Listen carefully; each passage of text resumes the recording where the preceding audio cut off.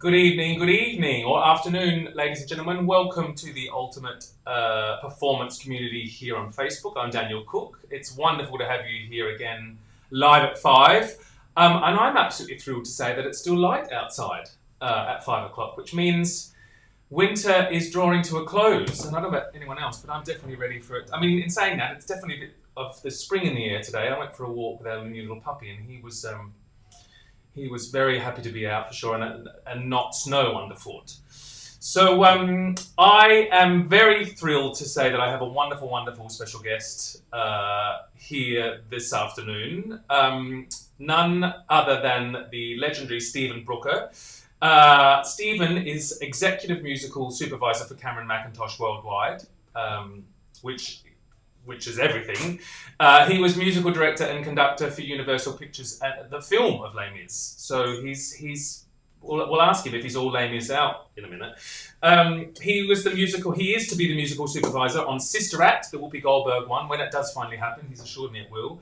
Les Mis, Mary Poppins, White Christmas, the stage concert of Sunset Boulevard, The Woman in White, Miss Saigon, Half a Sixpence, the 25th anniversary of Phantom, Betty Blue Eyes, the 25th anniversary concert of Oliver, My Fair Lady, Cats, Hair, Carmen Jones, The Phantom of the Opera, Grease, Fame, Saturday Night Fever, Barnum, Peter Pan and Chess. I mean, goodness gracious, I'm just exhausted reading it.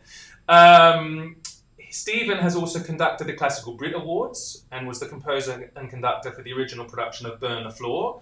For the Imagination Group, he has written, produced and conducted music for Jaguar, Range Rover, Coca-Cola, Walt Disney, Ford Motors, Toyota Cars, Volvo Cars, Sony Ericsson, BMW, British Airways, Holiday Inn and Canon.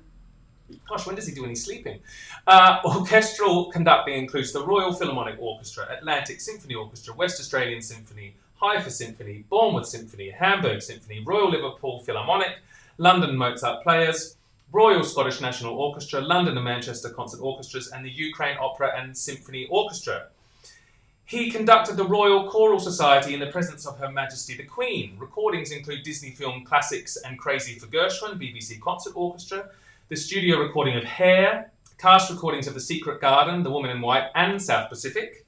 He was orchestrator and conductor for Walt Disney's award-winning animators Palette and Cinderellabration at Disneyland Tokyo.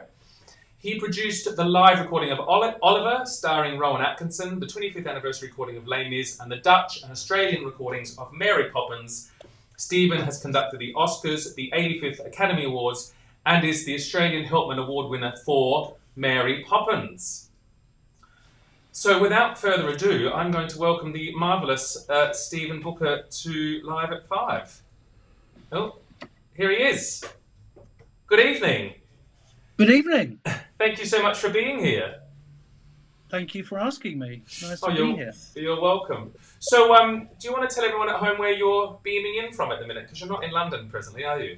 No, I'm lucky enough to be living down in the countryside, about an hour away from London. So, down a little cottage down here. So we've been down here for nearly a year, like all of us, in looking after ourselves and looking after our families. But I'm down in the countryside, so I'm very lucky to be here. Great. Well, we're very lucky to have you, and thanks once again for being here with us this evening, this afternoon, I say this afternoon because I can still see daylight, which is rather exciting. Yeah. So Stephen and I were just having a little brief discussion. Obviously, I came to know Stephen during my time in Les Mis, and he was a wonderful inspiration to me at the time, because Les Mis is one of those shows, Stephen, I'm sure you'll agree, that by the time someone like me was in it all those years later, there's a lot of cooks, isn't there?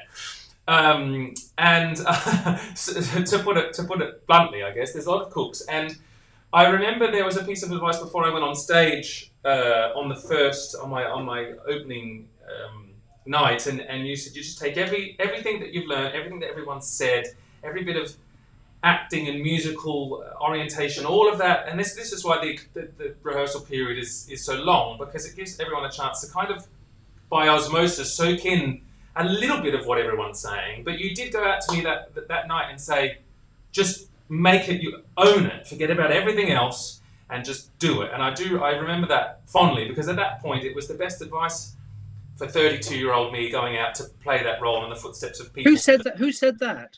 You said that to me. Oh, did I? Oh, yes. Okay. So I just, is there any, what is your experience over the years of Cameron shows, for example, and people, have you always had that kind of advice for people moving forward with taking over these large parts? But yeah, I think so, because I think at the end of the day, God, there's nearly a pun.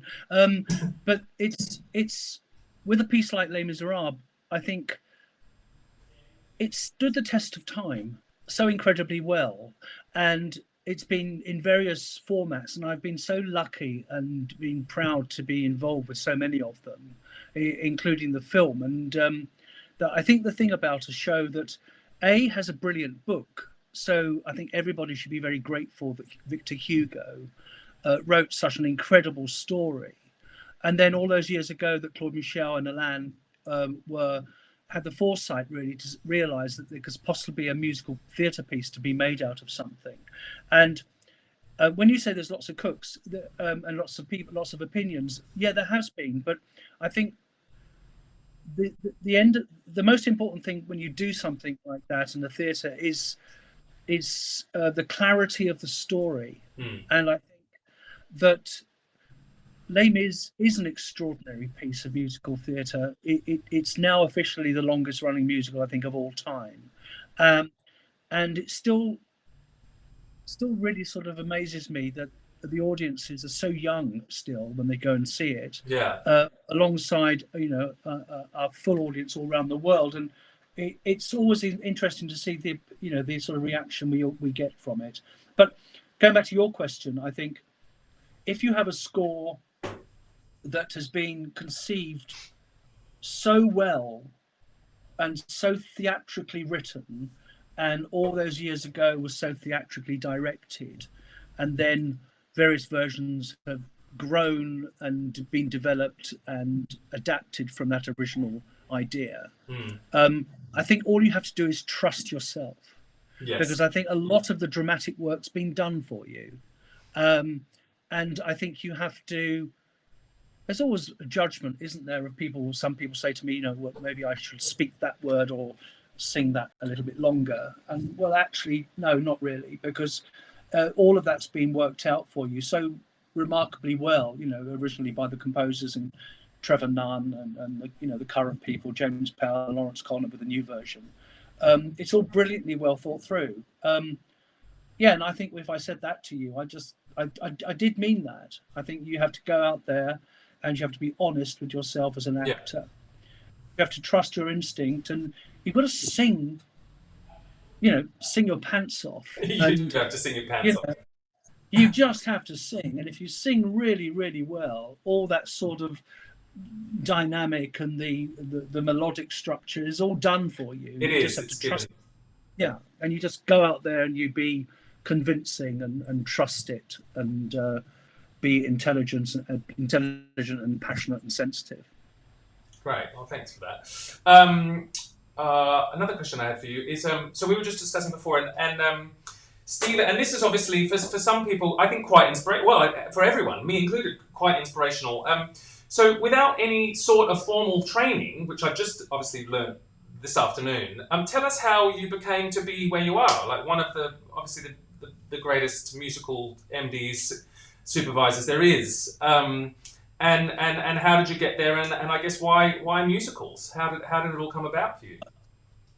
I think when I was a kid, and I mean sort of 4 or 5 years old, I used to stand in my mum and dad's sitting room, conducting to records. And the first record I conducted to, I remember, was The Jungle Book, when I was about 5 or 6 years old. And one of the best moments of my life was meeting Dick Sherman, who wrote it when I was lucky enough to be working on Mary Poppins in Australia. And I think I always loved music from a kid, and I always listened to it. And I had a wonderful music teacher. Her name was Esme Phillips. And she said to me when I was about 9, the most important thing about music is that if you understand it, you've got to learn and realize whether it's good or bad and make up your own mind which is good or bad.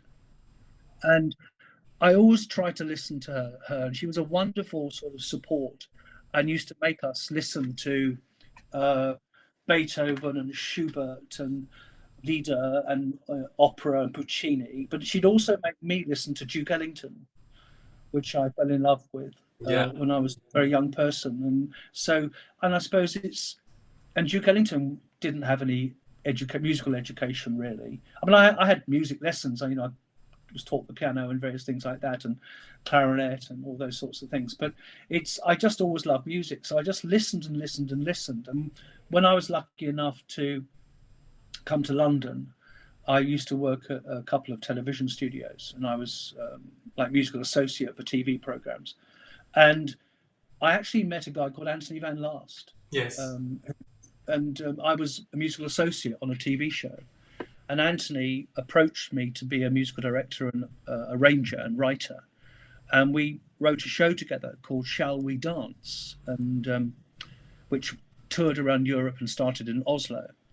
And the people that were in that, the tap soloist was Stephen Mear, who ended up becoming an Olivier Award-winning choreographer and ended up doing the choreography for Mary Poppins. So we still collaborate on that. But we were in that thing together. We were incredibly young, but it was out of that, I just loved the theatre. Then I was lucky enough to be given an interview by the people that ran a little show called Cats.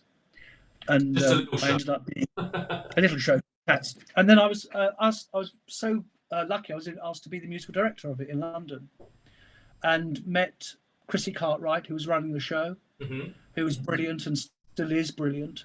I think still working on the Phantom and Phantom of the Opera and things like that. And also the other person I met and became so close to for the whole of the remainder of her life, she only died 2 years ago, was Gillian Lynn. Wonderful. And Gillian Lynn was a great support and teacher of mine, and taught me about conducting for dance and how orchestration and dance tempi work, how they used to work for things and things like that. And I was just lucky enough to learn from such wonderful people. And then it ended up, and I was so lucky enough to, ended up doing various shows around the West End and learning all the time. And I think that's just so important for all of us to remember that every opportunity we're given, we have to make the best of that. Doesn't matter what role you're in. I think as far as I'm concerned, I always say it's a collaborative art form. Choreographers, dancers, directors, actors, singers, stage crew. Never forget the stage crew, the most important people in the building, who look after our shows, the safety of all of us. And it's that collaborative art form that creates a great piece of theatre. Yeah. With many, many skills. And I just fell into it, and I've been fortunate and loved every single second of it. Yeah, lots of this, isn't there? Yeah, lots of that. Lots of that. Yeah. So we were discussing before. I truly think. I believe, and I know. And then we were just discussing. 15 million people vaccinated now. There is an end to this hardship for not. Predominantly I do. This is a conversation for another time. I think the arts has been severely shafted, shall we say, putting it bluntly. But I think when we come back, we are going to be on fire. As you know, I look opposite the Palace Theatre here, and to not see, the best part of 4,000 people come out of there twice a day, every day at the minute is really quite destroying. But when it comes back, I do believe, Stephen, that it's going to be on fire. People are going to be hungry to be entertained. They're going to be hungry to perform, to watch art, to watch opera, to watch dance, to stand a little bit longer and see someone busk on the street, because we've been so deprived of entertainment for so long. So I guess my question to you is what would you say to people? The best advice you could offer to people that are looking or just coming out of drama school, or they're going in. Like I'm saying, don't be despondent, because it's going to come back, and it's going to come back on fire. So have your skills to the best of your ability now. What would your advice be for these people? Well, I mean, that's absolutely brilliant what you just said, because it's all of those things, and I think it absolutely will come back. I mean, just to go back a little bit, when we were all locked down for the majority, or most, well, from March 2019, wasn't it? And I was fortunate enough to be involved with the Les Mis concert version that was put on with social distancing in place, with only half, turn that off. Sorry, it'll go away in a minute. Oh, that's okay. Turn that off. No, so but what we all learnt was that, as you said, there's a hunger for the theatre, and it was completely sold out. Yeah. Albeit socially distanced, it was completely sold out. And but of course, with the later guidelines, we were or the production company were asked to obviously to close, which was an incredibly sad day for all of us. But I think going forward, I think the most important thing for us, anybody wanting to work in the theatre, is to hold on to our passion for it. And I think young actors, young performers, that the education you need to take and sort of really work so hard at developing your skills and looking after those skills and being ready, because I think, as Daniel said, I think we are going to come back with a huge bang, and I think there will be new producers. I think there will be new versions. There'll be new ways of doing things, possibly with a smaller budget. Who knows? Alongside the big pieces that still deserve their place in the theatre, whether that be in London, New York, Sydney, Tokyo, around the world. Those big pieces deserve their place, alongside, I think, a lot of new venues. And I look at some young producers now working on pieces. A couple of them I'm talking to about a couple of small things, but exciting things, but using small groups of people. But I think the most important thing, is to hold on. And I think we will come back. It's been an awful time for the arts, for all of us. But I do think we've sort of been here before, in a way that there was, 100 years ago, there was the Spanish flu. Mm-hmm. And I saw a 100-year-old picture that was along the lines of, I can't remember it fully, but it was along the lines of all music halls, public performance areas, billiard halls and public houses will be closed for the foreseeable future. And that was in 1918. Now, so we're experiencing that, but of course in 1920 or whenever it was, everything opened up again. And then we had the Roaring Twenties. Exactly. So what are we going to have? Are we going to have the Roaring Twenties again? Who knows? Yeah. And so I think a lot of new people will be developing, a lot of new people will be writing, and they need the support and they need the financial backing of which people will be interested. And I think also then all of us, musicians, actors, singers, will all be ready to start to rebuild this industry. And I'm absolutely convinced that that's what we'll all be doing. I'll certainly be somewhere in the West End waving a very large flag, right, on behalf of musicians and actors and singers and friends that, all need support. And I think that when we open up again, I think, which we absolutely will, we need this back, and the audience numbers will come back. I'm absolutely convinced of that. Once we all feel safe, and the audiences feel safe, then we'll do it with great aplomb and great spirit. And there is no, in my opinion, there's nowhere better than London. There's a great professional group of people in London. Yeah, absolutely. It's definitely vibe. And, I've got a question here. Thanks. It's a brilliant answer, and I'm glad we have synergy with that, because I just think it's going to be on fire. There's a question from the group. It's from Wayne. He says, "How has lockdown and the pandemic generally affected you creatively? Has a lack of social interaction and experiences been detriment, or has it encouraged you to work differently and in ways you may not have done before?" What a great question. And I'm going to be really, really honest. It's been incredibly hard. Yeah. I think what I do, what I've loved doing, and I think what I'm good at, I would consider I'm probably good at recreating other people's music, and making the marriage between text and lyric and melody that implies tempi, implies dynamic, implies orchestration changes and things like that. And those are the things that I've really missed. I've missed the collaboration immensely, I think.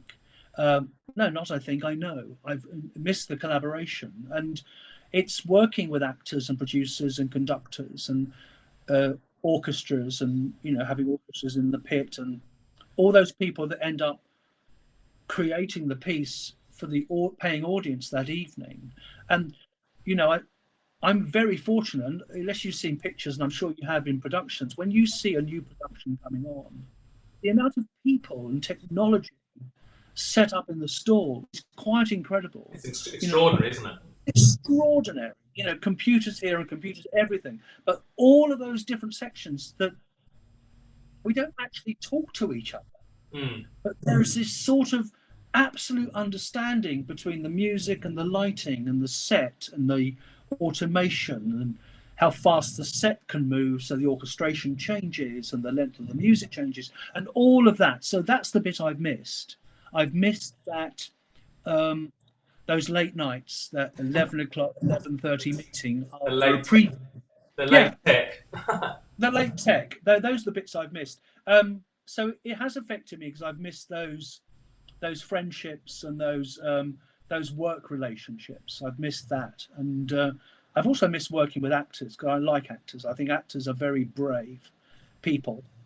They have to stand on a stage and tell a story and be honest, and to do that every night, I think, is pretty hard work. So it has affected me. I've missed it.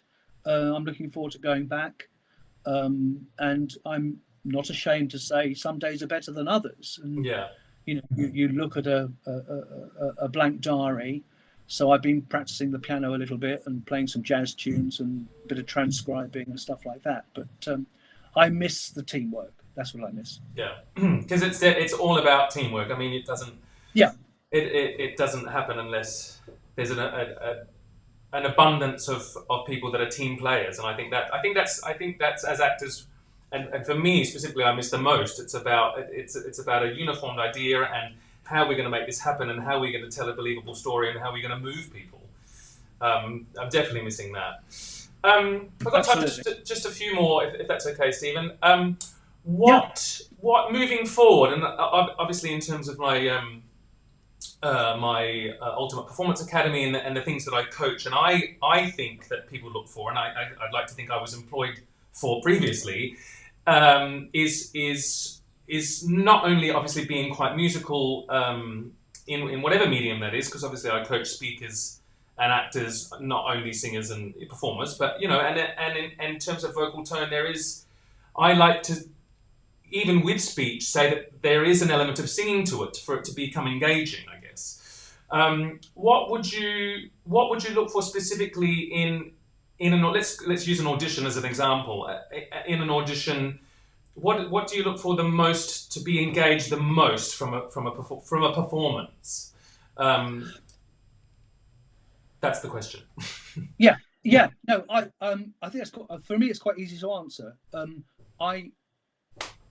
I don't listen entirely, really, I think, to the first presentation. What I like, obviously I listen for musicality and tuning and understanding of melody. Yeah. But I think the most important thing for me is, and this is maybe a strange thing for a musician to say, but but working in the theatre, I think more important to me is the understanding of a lyric. Yeah. And the great melody in the theatre, I think, almost comes second to a great lyric. So, and I think, Rodgers and Hart, Rodgers and Hammerstein, those great pieces, those great understanding where the emotional line ascends in the melodic line as if you want the more empathetic sort of lyric ascends in the line as well. So it all relates. But I think to see somebody who is capable of understanding text and is a paramount to me, but also seeing somebody who is open to work, open to take notes, open to take direction, open to change, open to development and then rebuilding and building a role. And so in a long running show, especially something like Les Misérables, you know, you can almost try and find younger people if it's you cast it properly. That's amazing when it's young. A couple of youngsters in the show at the moment who are superb, but they came with such naivety, but it was such a total joy to see them develop the role. And I think that's the most important thing for me, is understanding text alongside a true musicality, and being open as an artist, open to molding and changing and developing, and ultimately being able to move our paying audience to heighten the emotions to the audience, so that I remember, if I can tell a quick story, when we first I was lucky enough to be in New York with a producer called Cameron Mackintosh, and we were looking at a girl called Eva, who ended up playing Kim in Miss Saigon, and she'd arrived with her dad, and Cameron decided to ask her to sing on the stage of Her Majesty's Theatre in New York, where the Phantom of the Opera is playing. And this young girl who was about 17 sang "I'd Give My Life for You," and we all realised that she was a star. And she was 17 years old, and she just managed, and all she did was tell a story. And that was terribly natural. But I think, and so she ended up coming to London to play it, and then she ended up going back to America and played it on Broadway to great success and critical acclaim. But it's that honesty, because I think in a way she was so young, she actually didn't know how it worked. So I think there was a lovely naivety to it. But it's that openness as well that also brought, and I think I'm right, and somebody I'm sure will correct me if I'm wrong or say so later. I think Eva and I think it was Eva and Lea Salonga are the only two girls who played Kim in Miss Saigon that when they actually sang "I'm 17 and I'm new here today," they in fact were 17. And very new. And very, very new. Yeah. But it was such a beautiful, fresh thing to see. Yeah. Well, I think it just reiterates what you said, Stephen, about being brave. And I think, I mean, I look back to when I, moved to London and chasing the dream back then. You're full of, fear. Fear only is more instilled upon us as we get older and we have life experience to know how things sometimes pan out. I think fear and being brave, it just goes hand in hand with what you're saying. Yeah. But I think to go along, just if I could just finish that question, if I may, is so the most important thing when you come in to an audition is that you've got to know that material.